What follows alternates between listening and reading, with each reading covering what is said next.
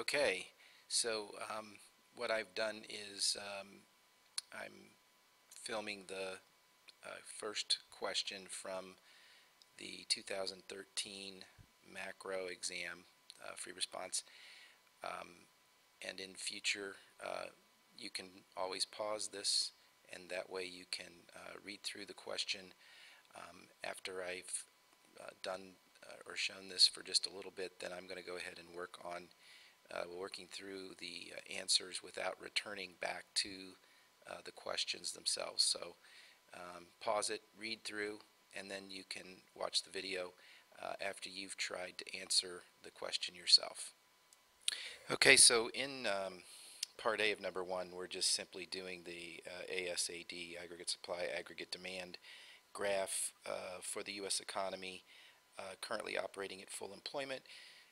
Remember to set up your axes and labels as I have already done here. Real GDP on the X, which is measuring output, income, and employment, and price level on the Y.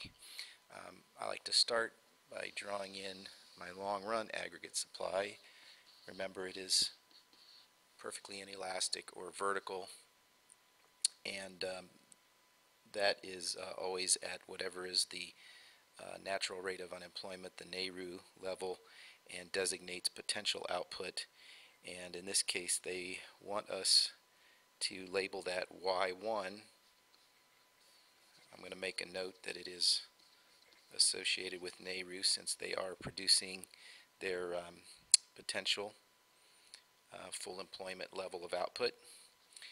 Then we can just draw our short run aggregate supply curve and aggregate demand, so they intersect all together at the same place, and that's going to be price level 1 according to what they want us to label it.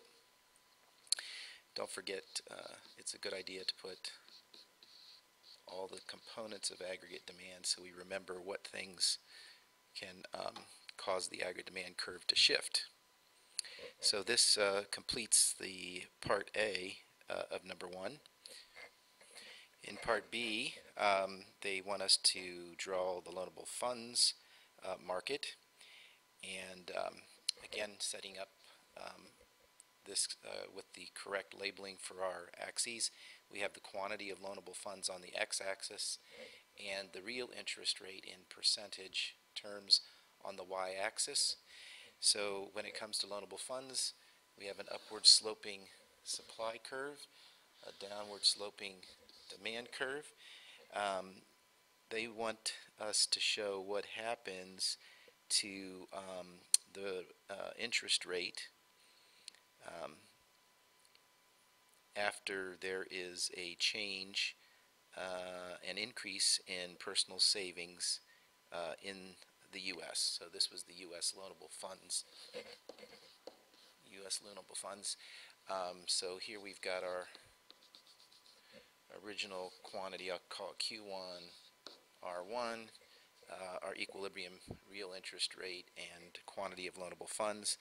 If there's an increase in personal savings, that's going to cause the supply of loanable funds to increase or shift to the right, and that would give us a new higher quantity and a new lower equilibrium real interest rate. Part C asks us to interpret this real interest rate change in light of, or in terms of, some other effects it has. So the first thing it wants to know, will interest sensitive expenditures increase, decrease, or remain unchanged? If the real interest rate decreases as it has here at a lower rate of interest, investment spending would increase. So investment and those consumption expenditures which are interest rate sensitive both increase in response or answer to the first part of C.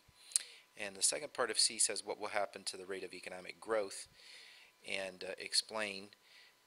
And so the effect or impact on interest or the lower real interest rate on investment spending means that there will be greater investment in capital resources, and that will expand the ability to produce more goods in the future, spawning economic growth.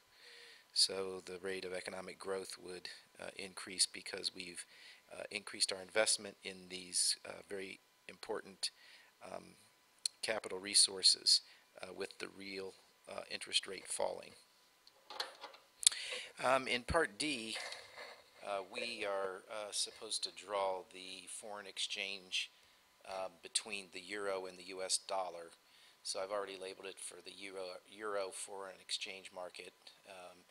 And if it's done from the perspective of the euro, then we must put quantity of euros on the x-axis, and the price of the euro would be measured as US dollars per euro.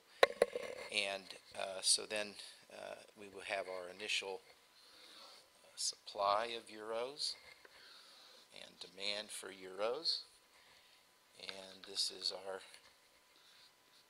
original equilibrium exchange rate E1 and quantity Q1. Now it says show the impact of the change in real interest rate in the Eurozone on each of the following. Oh, I'm sorry, I skipped the top part. It said assume the real interest rate of the Eurozone increases relative to the real interest rate of the U.S. So if we're showing the effect on our graph of that higher real interest rate in the Eurozone, investment dollars are going to flow into the Eurozone, and that means they have to convert their dollars, the US dollars, into euros in order to buy those bonds and other things. So the demand for euros increases or shifts to the right. We have a new higher quantity and a new higher exchange rate for the euro, meaning that now the number of dollars per euro has increased. If it used to be at $1 for 1 euro, now it's like $2 for 1 euro. So a way of describing the fact that it takes more dollars to buy a euro is to say that the euro has appreciated in value or strengthened. It's a stronger euro because it now is worth more US dollars than it used to be. That leaves us with just Part E, and in Part E they wanted to know what would happen to the U.S. current account balance based on the change in the value of the euro that we just did in Part D. And the thing to remember is that the current account measures like the value of goods and services, and the financial account or capital account measures the value of the funds that are flowing between the countries. So the fact that more U.S. dollars are going to be flowing to Europe, that moves the financial account towards more of a deficit. And since the current and financial accounts always have to balance, if the financial account has moved into deficit, that means that the current account had to move into a surplus. So the answer is a surplus because they started us at zero. Funds flowed out, turning our financial or capital account into a deficit, and therefore the current account has to move into surplus.